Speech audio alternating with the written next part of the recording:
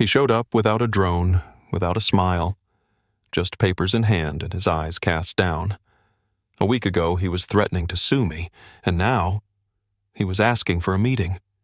Everything changed after one old folder that belonged to my grandfather, and what was inside completely destroyed their entire plan. And that's not even the most interesting part. My name is Daniel Graves, and I live in Richmond, Virginia, in one of those neighborhoods where the houses look like they were stamped out by a template. The lawns are always trimmed, and the neighbors know exactly what time you take out the trash. Around here, perfect order reigns. But such order comes at a price. Our local HOA, the Homeowners Association that ensures this so-called heaven on earth, never dares to look remotely human. A year ago, I built a gazebo in my backyard. Small, wooden, with a bench inside and grapevines climbing up the sides. Not from a glossy magazine, just simple. My son Lucas and I built it together, right before he left for the army. Every board, every nail. It was like a little conversation, a way to hold on to time before it slipped away across the country. The gazebo became my retreat, a place where I'd sip morning coffee, think about Lucas, and sometimes just sit in silence. It wasn't a luxury, it was a memory. And then, one morning, everything changed. I opened the mailbox and saw a yellow envelope with the HOA's crest. I knew from the look of it, nothing good inside. It contained an official letter with a bold stamp. You have violated the architectural code of our community. The structure in your backyard was not approved. It disrupts the visual harmony of the neighborhood. You have 14 calendar days to rectify the non-compliance. Failure to do so will result in fines. I read it 3 times. Visual harmony. What does that even mean? The gazebo can't be seen from the street. It's behind a tall wooden fence on private property I fully and legally own. My neighbors have swing sets, plastic pools. Some park their trailers for the weekend. But a gazebo, that's apparently crossing the line. At first, I thought it was a mistake, something I could clear up. I wrote to the HOA, attached photos, explained that it was personal, a family matter, that the structure was safe, clean, and, most importantly, bothered no one. 2 days later came the reply. Violation confirmed. Neighbor complaints have been received. Fine. $500 per day after the deadline. The decision is final. And then, he showed up. Barry Thompson, head of the HOA. The classic smug suburbanite. Always in a polo shirt, a laptop under one arm. Always smiling, but the kind of smile you'd get from a waiter who just wants you to hurry up and leave. He was standing at my fence with a drone, like he was already gathering evidence for a case. "Good morning, Mr. Graves," he called out, loudly enough to make sure I'd hear. "Lovely day, isn't it?" I opened the gate. He handed me a second copy of the letter, this time signed. "We're obligated to request the removal of your gazebo, sir. It's in violation of the architectural code, a threat to the neighborhood's visual consistency." He spoke like he was reading a weather report. No emotion, no understanding, just a checklist. "If you don't comply voluntarily," he continued, "we'll be taking legal action. We've already retained a law firm, and rules are rules. They apply to everyone."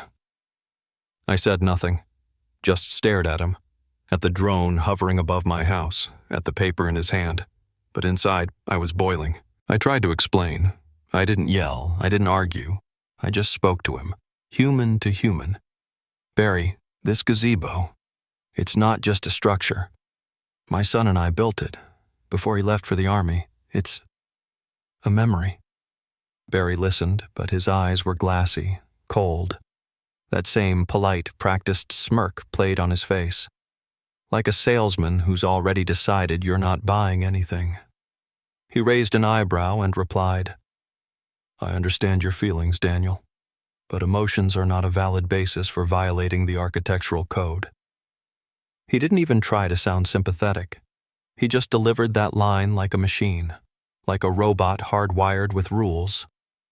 I looked at him in disbelief, struggling to accept that this man lived in the same neighborhood as I did, that he saw my son leaving in that car with a flag folded in the back seat, that he knew how I sat in that gazebo every morning, staring at the empty chair across from me. But the worst part? That icy detachment. It spread to everyone else. On the neighborhood forum, where people used to share barbecue photos and rose pruning tips, new threads started popping up.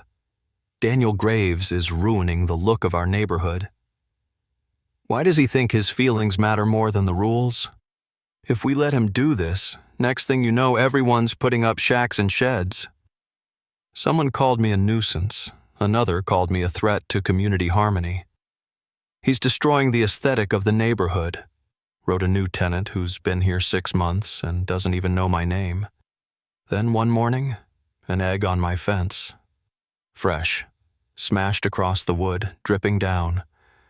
No note, no explanation. I stood there looking at it, feeling not even anger. Something closer to betrayal. As if everything, the people, the walls, the streets, had suddenly turned their backs on me, on a man born in this neighborhood, who planted trees along the sidewalk, who hung a flag every 4th of July with his son on the porch. I'm the only one here who doesn't rent out his home, who actually lives here, not just stays. And now I'm the outsider, the violator, the problem.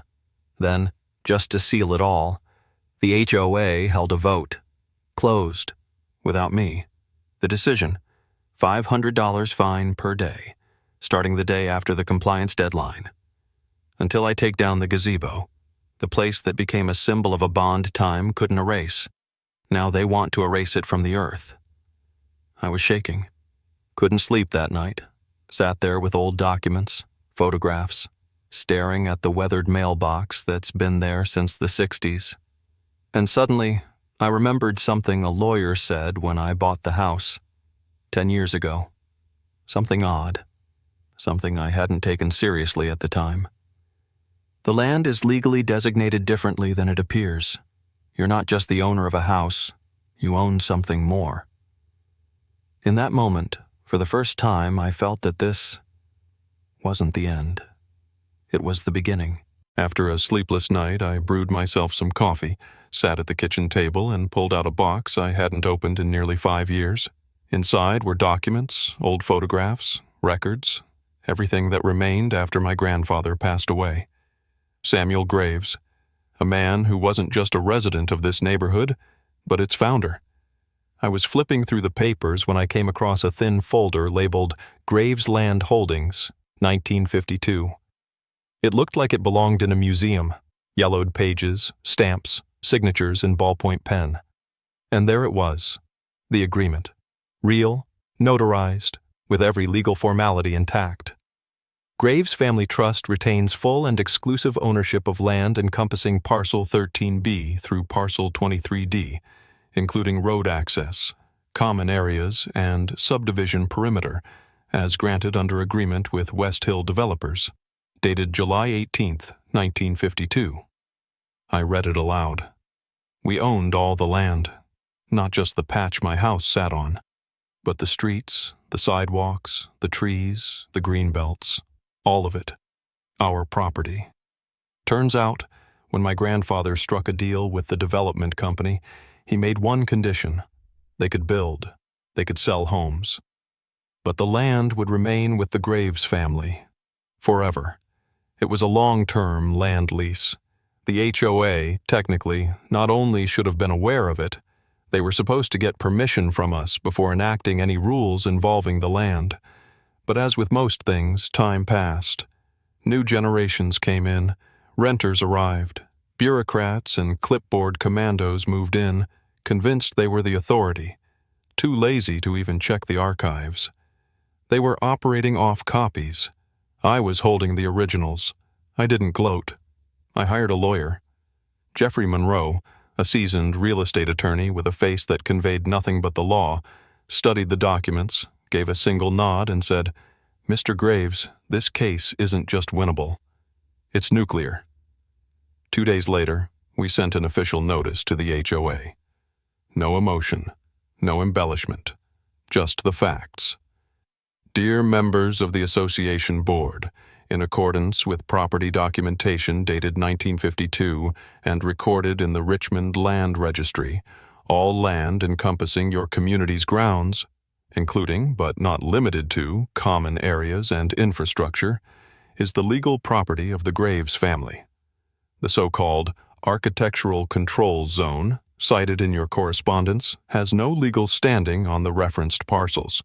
You are hereby notified that any further interference with this private land will be treated as a direct violation of lease terms and will result in both civil and criminal liability.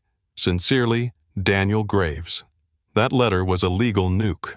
I didn't write it out of spite. I wasn't seeking revenge. I saw it as the restoration of a justice they had tried to bury under the guise of visual harmony. And for the first time in this entire conflict, I felt silence.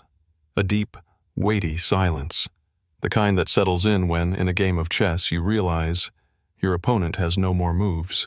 A week went by. No letters, no drones, no gossip behind my back. Just an unusual silence in a neighborhood that, not long ago, buzzed like a hive. Then, in the middle of a weekday, I heard footsteps by the gate. I stepped out onto the porch. There stood Barry Thompson. Not in his usual polo, but in a formal gray suit.